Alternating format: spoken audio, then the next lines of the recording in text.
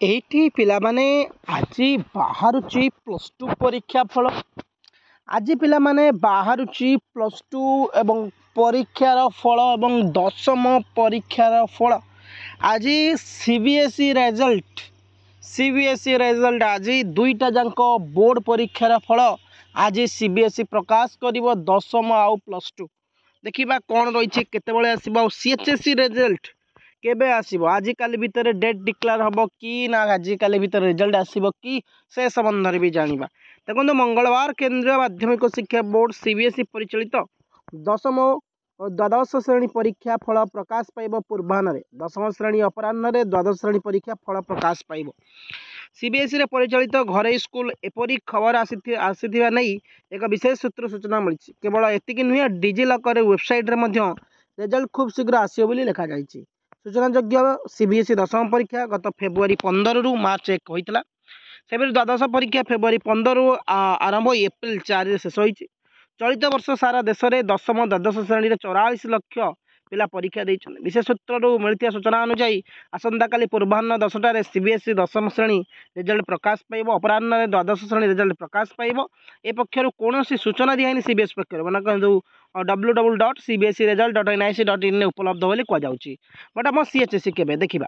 देखो पिला ये जो 13 मे आसंता द्वादश श्रेणी परीक्षा फल सिंपल कथा लिखा जाए 13 मे प्रकाश पाइब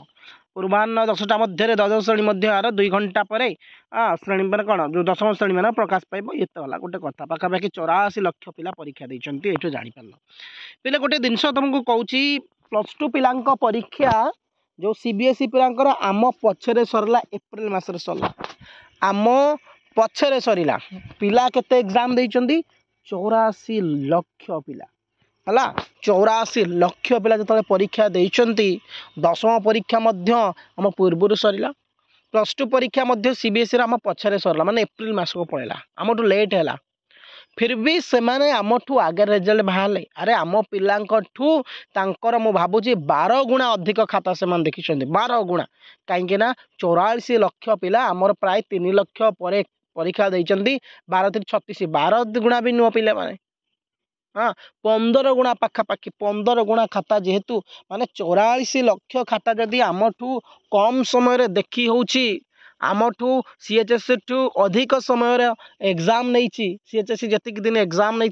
ताठू अधिक समय नहीं एग्जाम 5-7 दिन कि सीबीएसई एवं सीएचएसई यदि 3 लाख ऊर्ध्व खाता तो 44 लाख पिला खाता रोचे कार 84 लाख पिला 84 लाख पिलांकर खाता जदि देखि पारुची किए ना सीबीएसई विदिन टाइम आमठू कम समय ताले एइटी सूचना माने एइटी गोटे कथा सत्य जे आमे केबे सीएचएसई सीबीएसई सहित कंपेयर हेबनी। हाँ कागज पत्र रे कि आमे फलक मारिदेबा आमे सीएचएसई सीबीएसई द्वारा चलुची कि सीबीएसई पथरे आगे चली सीबीएसई जहाँ करियो आमे सेया करियो एटा कहि परिबा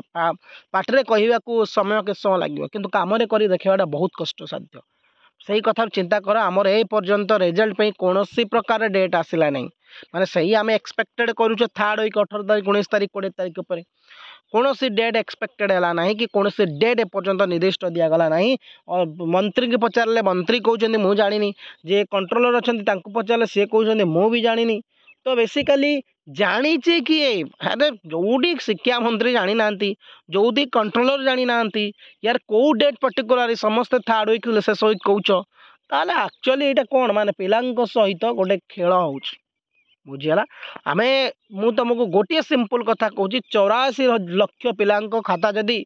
विदिन टाइम भितर आमठू कम समय भितर देखा जाए कि रिजल्ट बाहरी पारुची आमठू लेट जाके एग्जाम है सीबीएसई आमठू कम समय रिजल्ट बाहर सीबीएसई आमठू 15 गुणा पिला होचन आमे 3 लाख ऊर्ध्व हेले से 45 लाख पाखापाखि 44 लाख पिला जदि एते पिला विश्वास करनी जदि परीक्षा माने जो उभय परीक्षा दशम प्लस टू कथा कहूँ से 24 लाख खाता हूँ कौन दशम 17 लाख होती कौन परीक्षार्थी हूँ द्वादश छाड़ द्वादश कथा कहवा खाली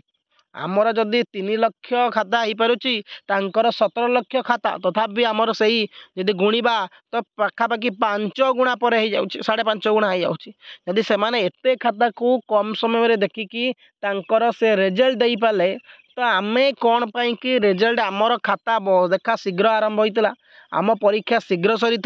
फिर भी आम रेजल्ट विदिन टाइम दे पारुनी कि डेट भी दे पारुनी पिलामानकु तो खाली खाता कलम रे आम सीबीएसई हो किंतु प्रकृत में सीबीएसई सहित कंपैरिजन करा जाई पारे नहीं। एटा आकाश पतल फरक मु बारंबार कहे। सीबीएसई बहुत आगे आम टू सीबीएसई 10,000 किलोमीटर आगे आम 10,000 किलोमीटर पछरे अच्छे ताल